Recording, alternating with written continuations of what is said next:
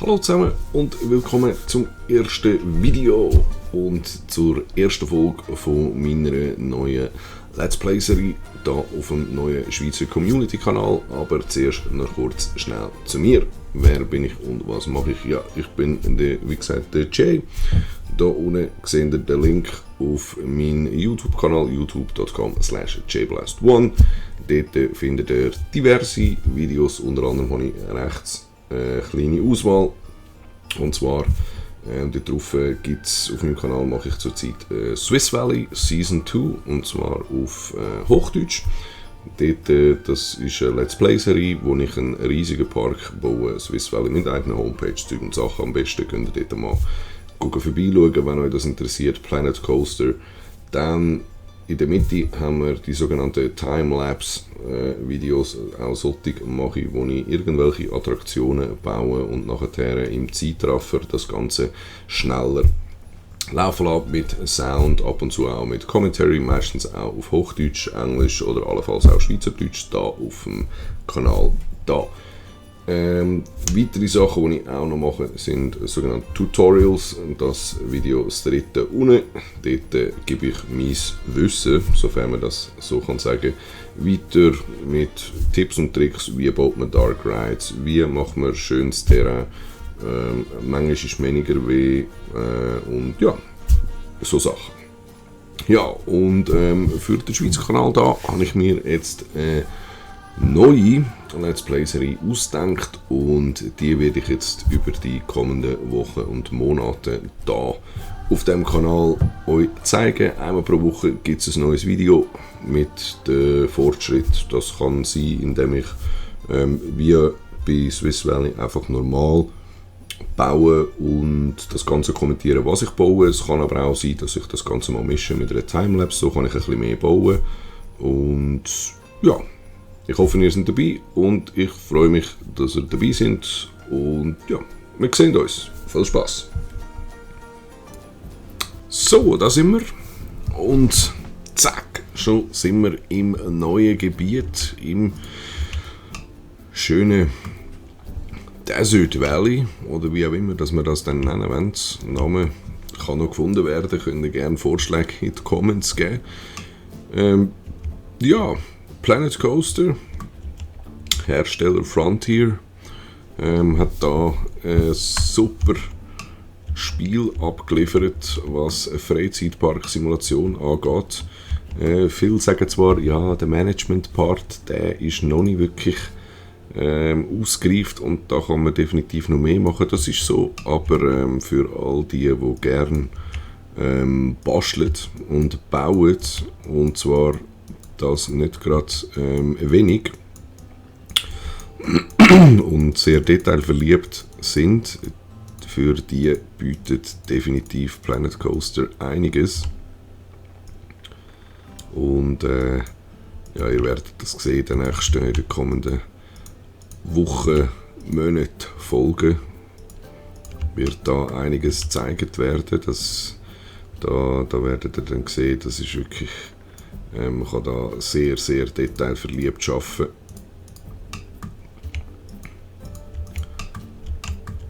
Und ja, ich habe jetzt da mal den Start, den Anfang schon mal ein bisschen gemacht. Ich habe da mal die Straße ein bisschen vorgezogen, weil ich habe mit dem Eingang eigentlich nicht immer gerade am Kartenanfang machen.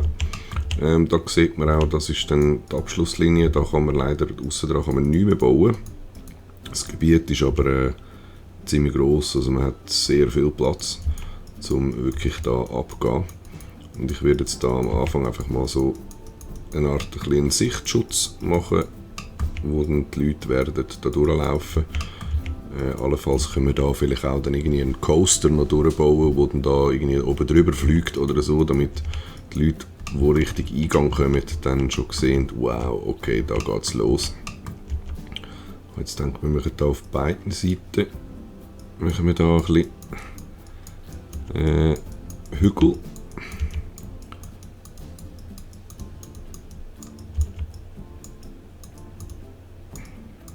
Etwa so. Ziehen wir es da noch ein bisschen rauf. Und jetzt eine sehr schöne Funktion, die es da gibt. ist die da, Roughen. Da kann man wirklich so ein bisschen Struktur reinbringen,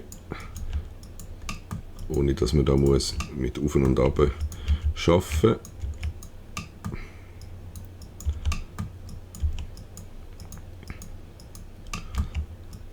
So, da noch ein bisschen. Ja, so, tipptopp. Jetzt ist das natürlich alles einfach ein Brühe, ein Brei. Das wollen wir natürlich so nicht stehen lassen. Darum gibt es natürlich da dann auch schöne Texturen. Leider sind nicht auf allen Maps die gleichen Texturen vorhanden, so dass man muss je nachdem arbeiten. Also es sind nicht auf allen Maps die gleichen Texturen vorhanden. Das ist da so die einen ein bisschen bemängelt, weil man halt dann eben doch nicht so frei ist. Die Leute wollen ja immer frei sein, oder die Leute. Aber mich stört das eigentlich nicht so gross, weil sie passen eigentlich immer sehr zu den entsprechenden Biomes, die es da hat. Ja, ich habe da schon irgendwie eine Idee, man könnte da schon eine Art Coaster irgendwie oben drüber machen, wo da vielleicht in einem Corkscrew oben drüber geht und dann da eine Kurve und wieder retour. So einen schönen weißen Coaster oder so. Dass er ein bisschen raussticht. Oh, was ist das für ein Ding?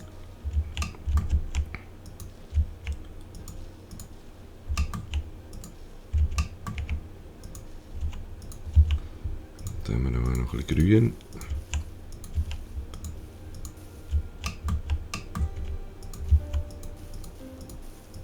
Also nicht alles rot sein. Wir müssen dann auch noch ein bisschen pflanzen.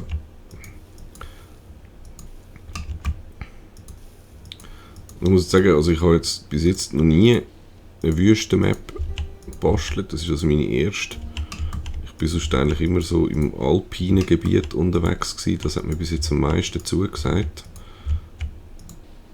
Darum müssen wir jetzt mal schauen, ob ich das dann da wirklich anbringe, auch so ein bisschen mit den Texturen, so wie im Alpine-Biom. Und dort habe ich es mittlerweile, finde ich, recht im Griff. Also dort sieht es eigentlich recht gut aus, sehr natürlich das Ganze. Gut, und vielleicht noch zum Spiel. Also Planet Coaster ist, wie gesagt, von Frontier. Die haben Rollercoaster Tycoon 3 haben sie gemacht.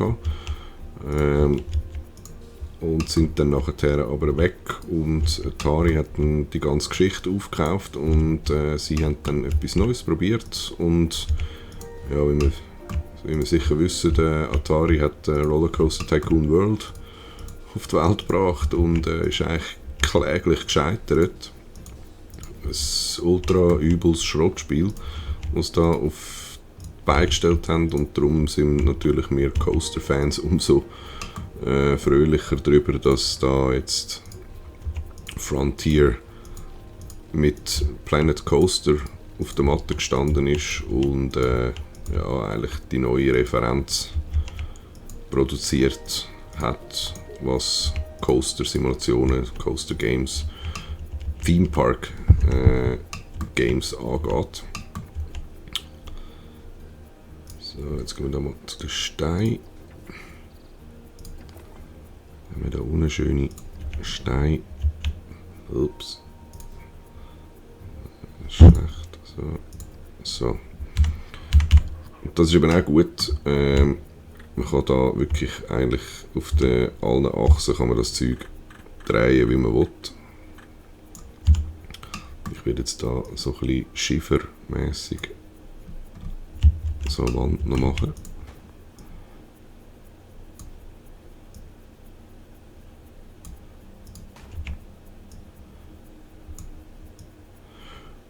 Ja eben, und das ist letztes Jahr im Mai oder so, April glaube ich sogar, ist die erste Alpha rausgekommen von Planet Coaster und ich habe eigentlich dann mich dort darauf gestürzt, wie so viele andere Spieler und ich muss sagen, es hat sich definitiv gelohnt, da Early Access zu kaufen und Alpha-Zugang überzukommen.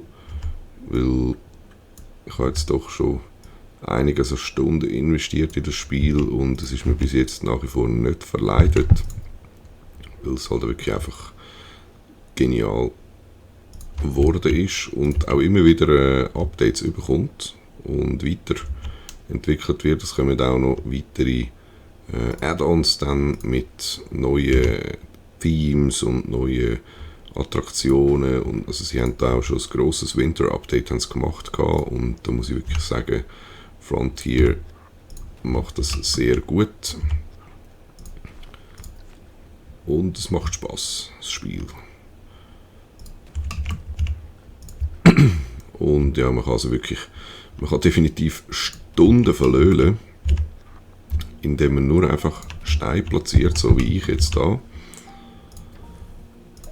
Darum muss ich dann immer ein bisschen schauen, dass ich nicht, also dann auch für die weiteren Folgen, dass ich das Ganze ein bisschen mischen, dass wir mal ein bisschen Landschaft bauen und dann in der nächsten Folge dafür wieder irgendeine Attraktion, so damit die Leute, sprich Zuschauer, sprich ihr, auch ein bisschen Unterhaltung haben und nicht immer nur das Gleiche sehen, wenn ich da Büschli pflanzen und so, das ist sicher nicht immer das Spannendste. Aber ja, man könnte es natürlich so machen, also wenn ihr Fragen habt zum Spiel oder zu mir oder was auch immer, dann stellt die in den Comments, ich schaue die garantiert an und werde auf die Fragen eingehen und werde sie auch beantworten, sofern ich das natürlich kann, die Fragen beantworten.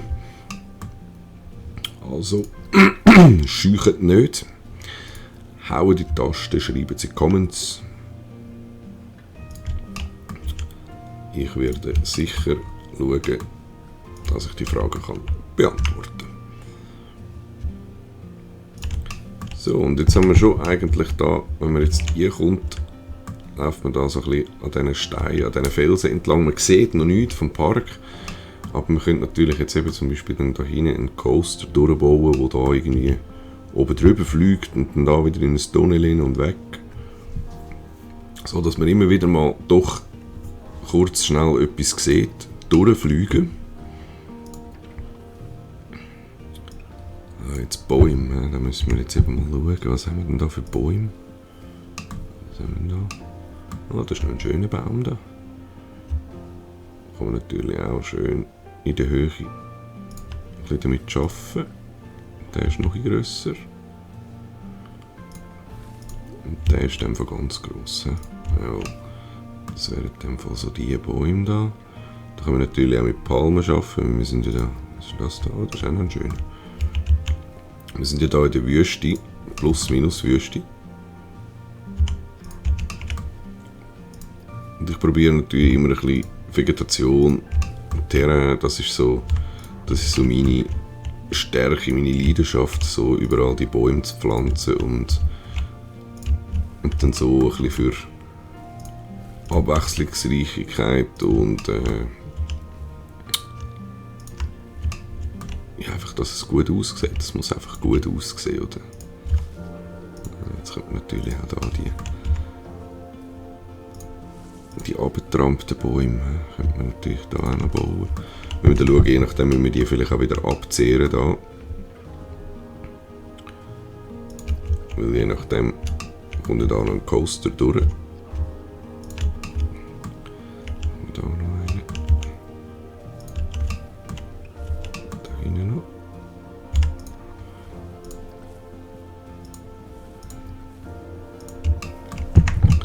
So, und schon haben wir doch da einen einigermaßen gediegenen Eingang.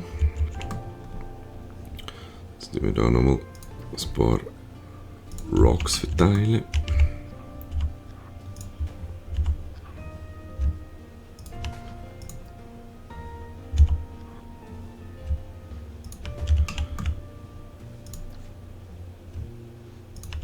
Und was natürlich dann da auch in das Thema Western passt, ist natürlich der Coney Express, also die Transport-Eisenbahn. Die passt da natürlich sehr gut hin, weil es ist eine Dampflok. Die bauen wir dann sicher auch, weil unsere Besucher müssen ja an die entlegenen Stellen von unserem Super-Duper-Park müssen die ja auch kommen.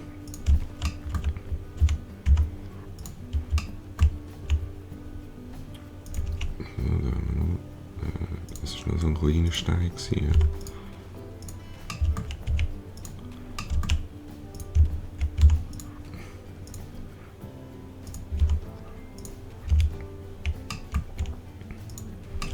So, dann tun wir da noch ein paar Gebüsche pflanzen.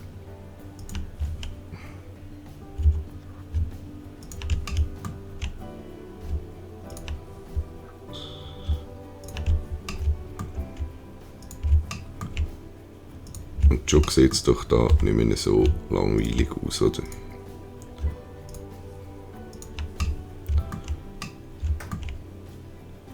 Und jetzt könnte man eigentlich nachher da so einen kleinen See machen. Dass man so da, dann läuft man da so am See entlang durchführen und dann ist da der Eingang. Das können wir eigentlich gerade mal noch machen. Das der da wieder absenken.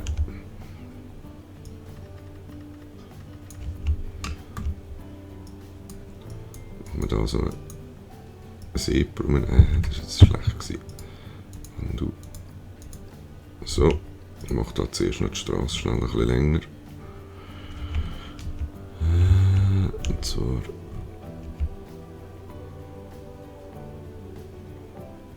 So. Das ist nachher nehmen wir da das Ghetto.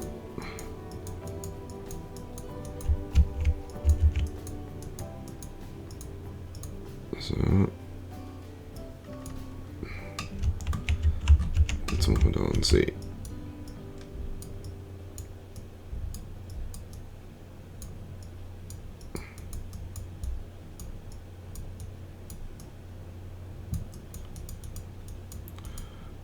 Das ist jetzt eben noch tricky mit dem Wasser, weil das Wasser ist eben leider nicht animiert. Nein, es hat keine Physik, so muss ich sagen. Es ist also einfach nur eine Scheibe.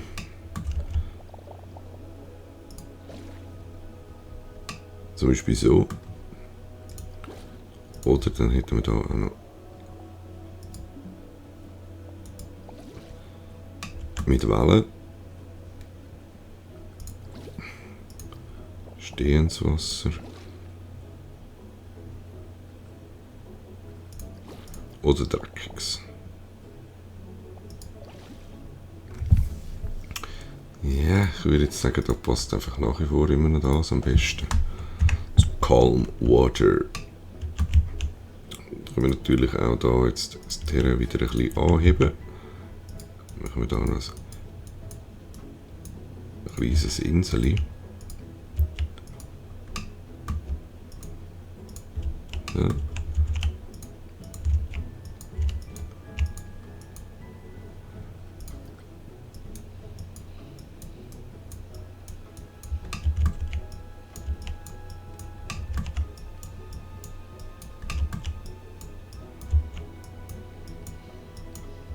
So, jetzt haben wir doch da schon einen schönen See gemacht und den können wir natürlich dann auch verkleiden. Also da werden wir jetzt Steinformationen anstellen, aber zuerst tun wir jetzt da noch ein paar Bänkchen platzieren, damit leider Besucher werden die nicht verwenden, weil sie vor dem Parkeingang sind. Aber es geht natürlich auch ein bisschen ums Aussehen. Oder es muss natürlich einfach ansehnlich präsentiert sein, das Ganze. Und dann brauchen wir da natürlich auch noch Lampenpfosten. Und zwar nehmen wir die. Gefallen mir persönlich am besten.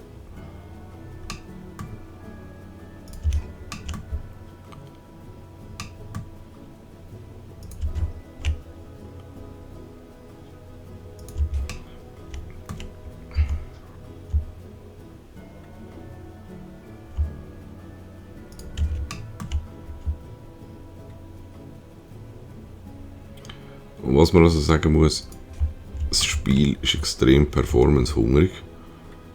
Also wer keinen leistungsstarken Rechner hat, der ist einfach leider schon ziemlich aufgeschmissen mit dem Spiel.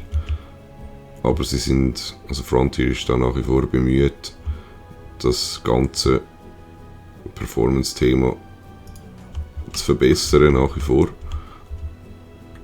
Also sie machen das wirklich sehr gut mit der ganzen Patch-Politik und so. Dann müssen wir da noch tötern.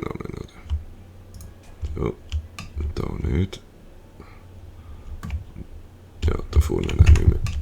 So, jetzt haben wir da schon mal eine kleine Promenade mit ein paar Gebüschli und schönen Bäumchen. Und ja, ich würde sagen, in der nächsten Folge machen wir dann da die ganze Seepromenade da lang durchführen und dann nachher machen wir da den Eingang. Jetzt können wir noch schnell schauen, wie das Ganze im Dunkeln aussieht. Ich muss da schnell zumachen. Und jetzt machen wir da auf PM. Und jetzt sieht man auch, und das ist dann eben das, was extrem viel Performance braucht, weil man kann mit Lichtli kann man wirklich abgehen. Also man kann völlig übergehen. Und das sieht dann einfach wirklich genial aus. Und ich würde sagen, auch schon das sieht eigentlich sehr schön aus. Und darum, ja, hoffe ich, ihr seid auch nächste Woche wieder dabei. Und ja, falls ihr Fragen habt, schreibt sie in die Comments. Schweizerdeutsch, Zürichdeutsch, Hochdeutsch, Englisch, whatever. Schreibt es rein. Ich würde mich freuen und ich hoffe, es hat euch gefallen. Und wir sehen uns. Bis zum nächsten Mal.